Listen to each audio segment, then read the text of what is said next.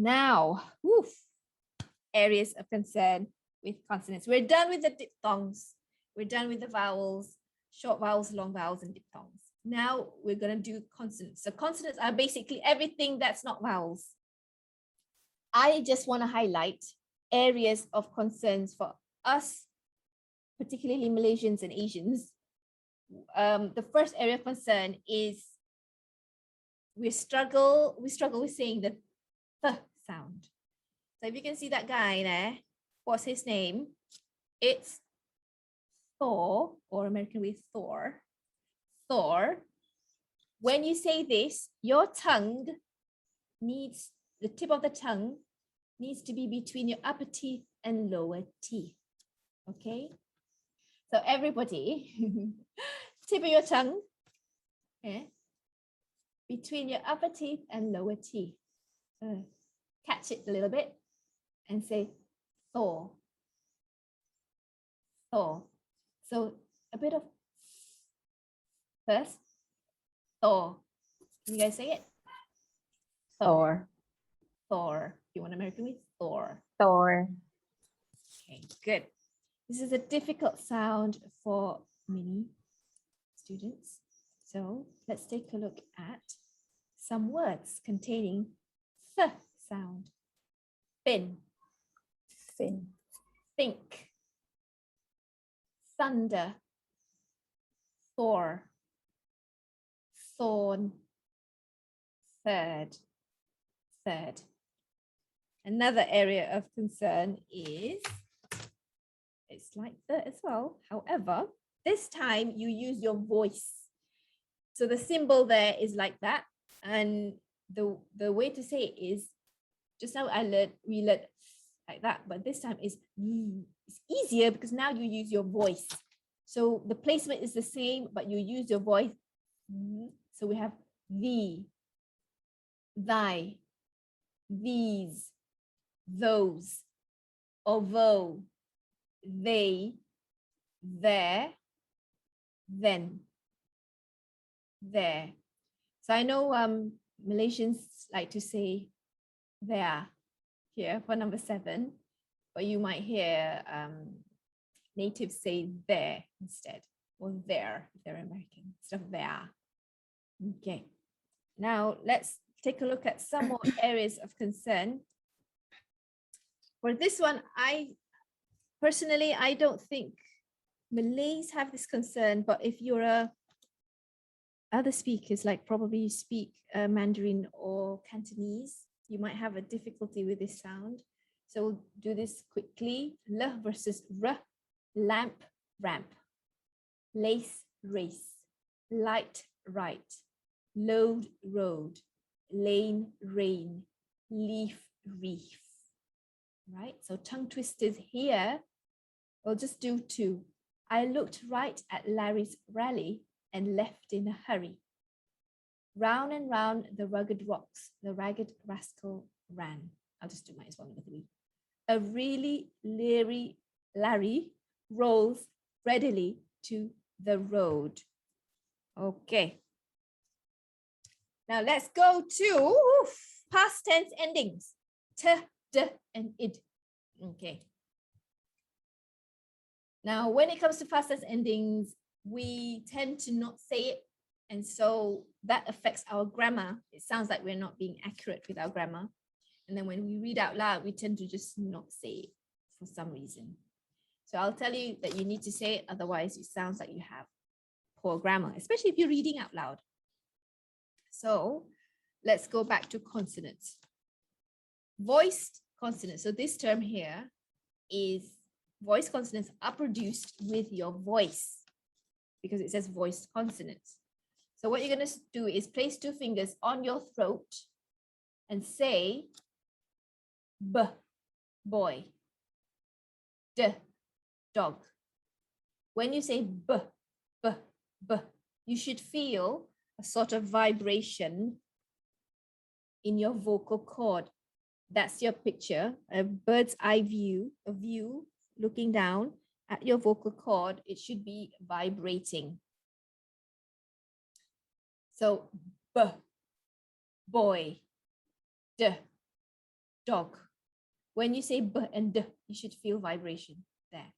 Okay.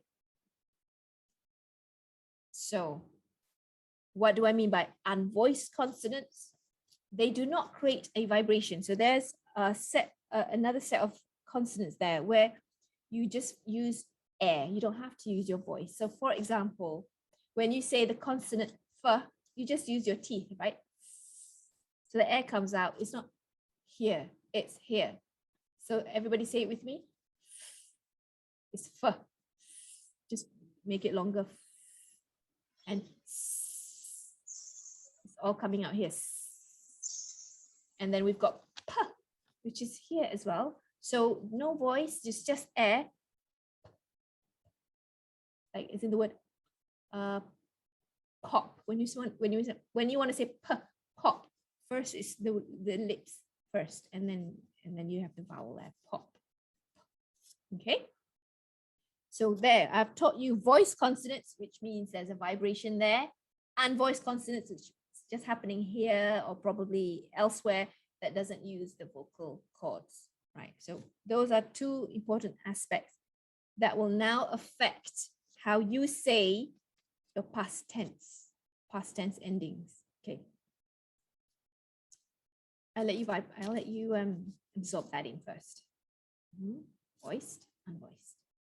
Okay. Right. Now, let's go to our area of concern, which is number 1.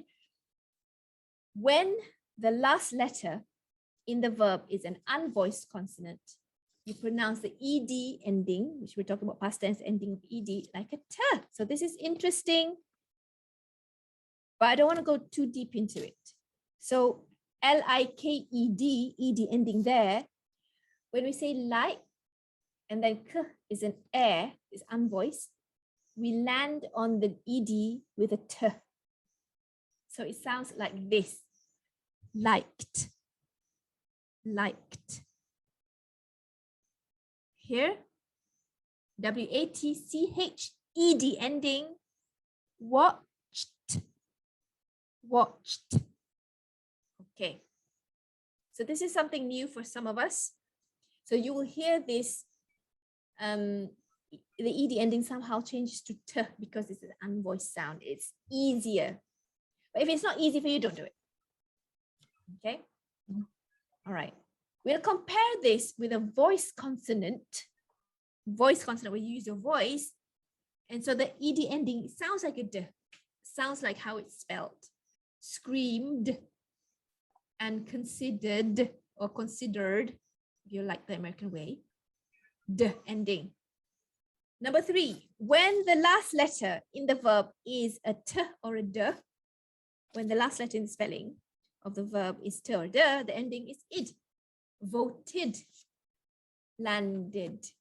So it. I know some of you are struggling a little bit. It takes time. Past tense endings, do not say it. So that means you have to say it so that you sound grammatically correct. Okay. The last area of concern in terms of consonants are plurals. Plurals. Now, when it comes to plurals, there are several ways of saying your plurals. So we have the s ending, s plurals, z plurals, is plurals, and is plurals. So let's see, without me giving away, it's a bit technical, but let's see whether you can distinguish the sounds. What do you hear first? And then you repeat after me.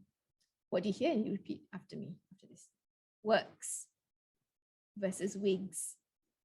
Laughs versus loves.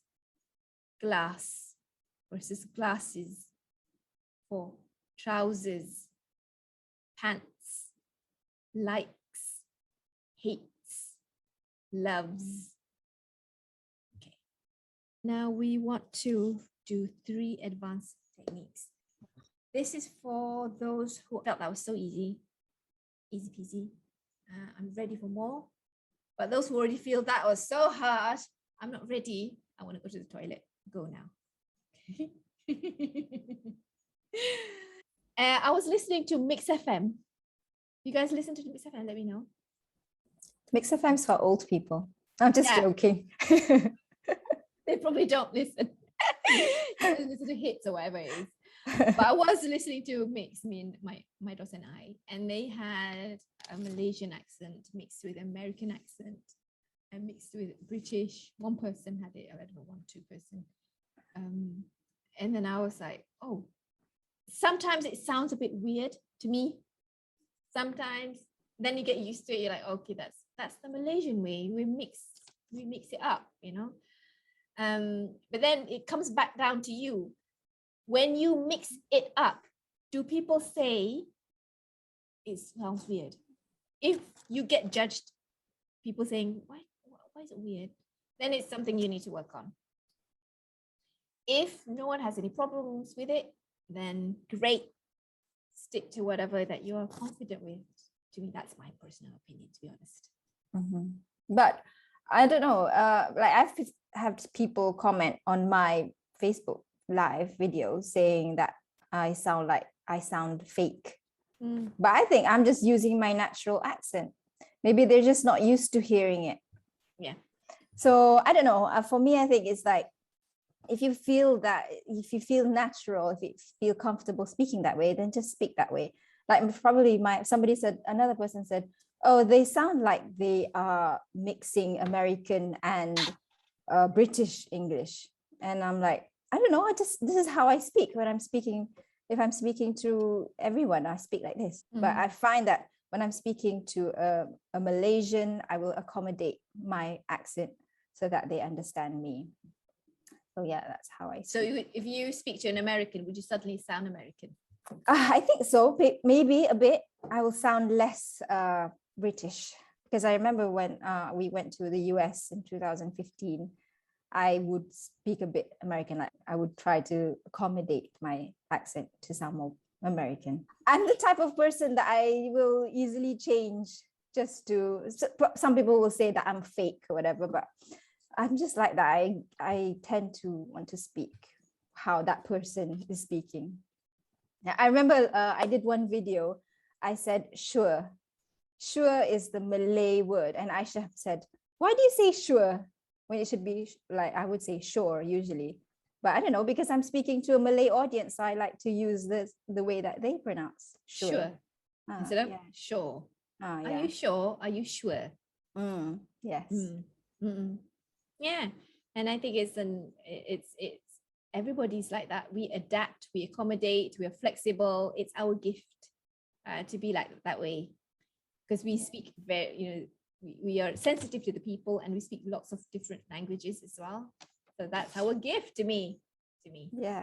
But I will not imitate an accent if I can't do it. That's one thing. I can't, because there are some words like American. I can't. Memang. I can't do some of the words. So I don't do it. It's harder for me, but maybe I need more practice on that. So that's our take on that. Okay, let me know what you guys think. You can write in the chat if you want. Okay. Right, now let's go to our advanced technique. This is for those who want to go a bit further.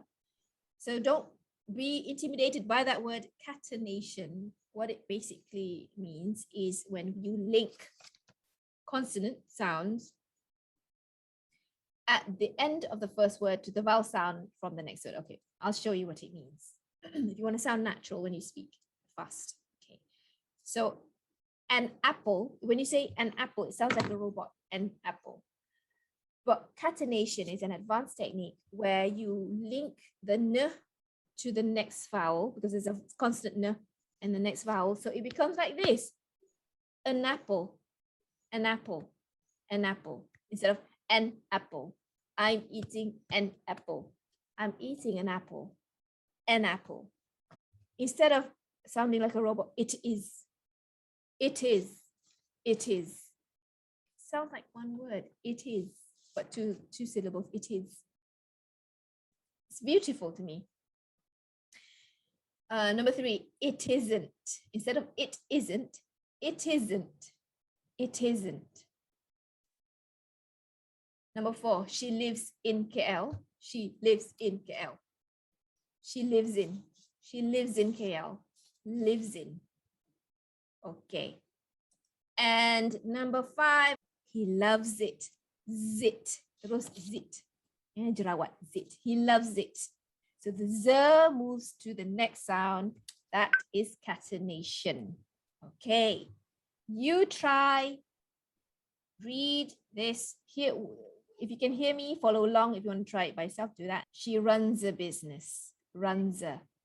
He rides a bike. Rides a. He likes it hot.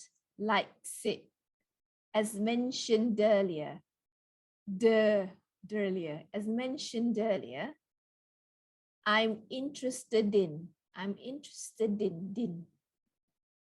I'd like a cup of tea. I'd like a cup of tea. P goes to a. K goes to a. What do you think about this one? Let me know. If you always speak like a robot, people say, you sound so stiff. Maybe you need to work on your catenation, which is one of the tajweeds of English. Okay. Advanced technique 2, it's called assimilation. Again, do this if you think you want to, you don't have to. This is when two phonemes, two sounds come together and change into a new sound. So forget about the word phoneme there, it just means sounds. Ooh, this is hard, so I'm gonna breeze through for the sake, I want it to be there in the slides, but you don't have to do it. So for example, if the word ends in a t and the next word begins with a y, a ch sound will join the words together. So don't do it if you don't, but you'll hear natives do it. But so don't do it if you don't feel it's natural. I'll meet you. Instead of I'll meet you, meet you, meet you. Instead of next year, next year, next year. All right, don't do it. Sometimes I don't do it. If it's not natural, don't do it. But you'll see assimilation, okay? Number 2, when there's a d and a y sound, it sounds like j. Instead of would you, would you, would you. And instead of do you like curry, do you like curry, do you like curry. So if you like this, practice this one. Do you like curry? Okay. Would you? All right. Advanced technique 3, this is our last advanced technique. It's called an intrusion. That means there's a strange new sound that is formed. And again, if you don't want to do this, don't do it. But there's an extra sound is added to make vowel sounds flow. So 3 extra sounds. We start with w first, and then y, and then r. So here we call it intrusive R, so extra. Intrusive because it's extra, it masuk intrusion. Intrusive w. So here again, don't do it if you don't feel it's natural. If you want to do it, practice. If the first word ends in these sounds like O or U, then the sound W can be used to link them together. Okay, let's take a look at this one. If you say it as a robot one by one, let's go out. Instead, you add W. Let's go out. Let's go out. Naturally, you just want to say W. Let's go out. Let's go out. Instead of let's do it. Everybody, let's do it. Let's do it. Do it. Like money, like do it. Let's do it. Do it. It's natural sound as well. Another example. Instead of you always say that. You always say that. Is that interesting for you? Is that something that you want to do, guys? Farah, what do you think?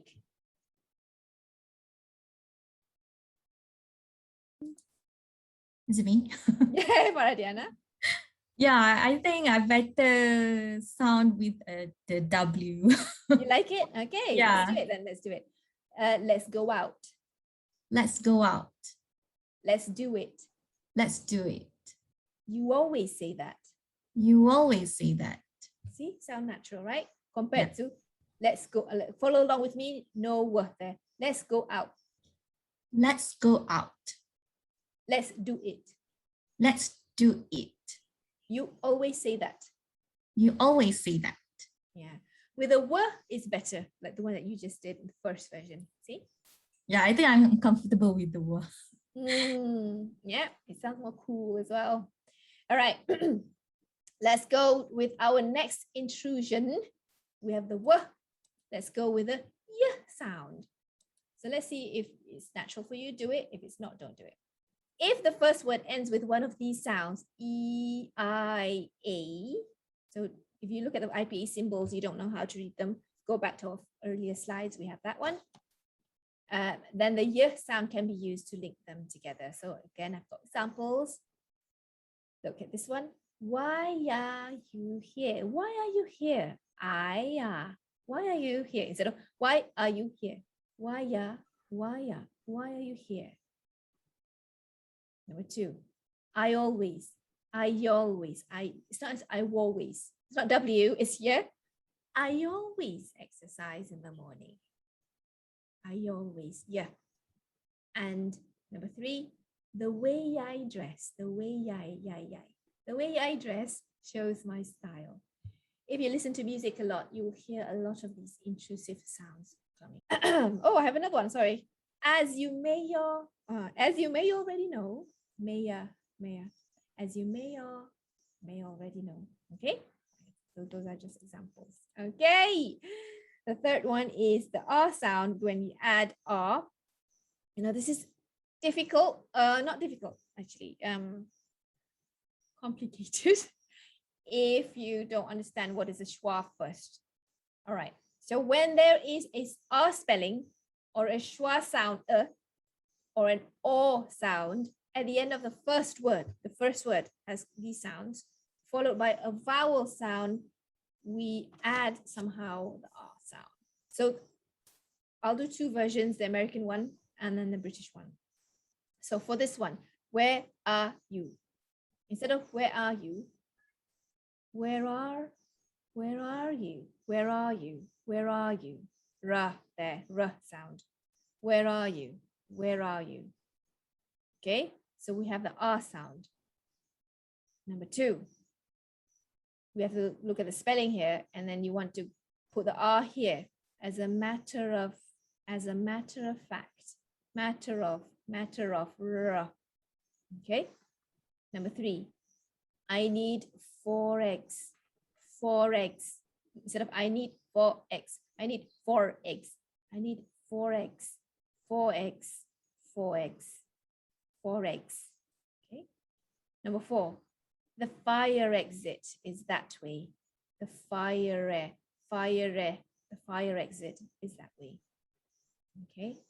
Number 5 is hard, so don't do this one, but I just put it there. The idea is that there's no R here in the spelling, but somehow you'll hear native speakers suddenly add an R here because it's easy for them to move from this sound to this. The idea is to organize whatever. Okay. Okay, so let's take a moment to review what we have learned so far. We have learned English vowels, areas of concern. And then we learned basic areas of concern with consonants, the th sounds, the sounds, the l, r sounds, past tense endings, and plurals. And we've got advanced techniques like catenation, assimilation, and intrusion. Okay.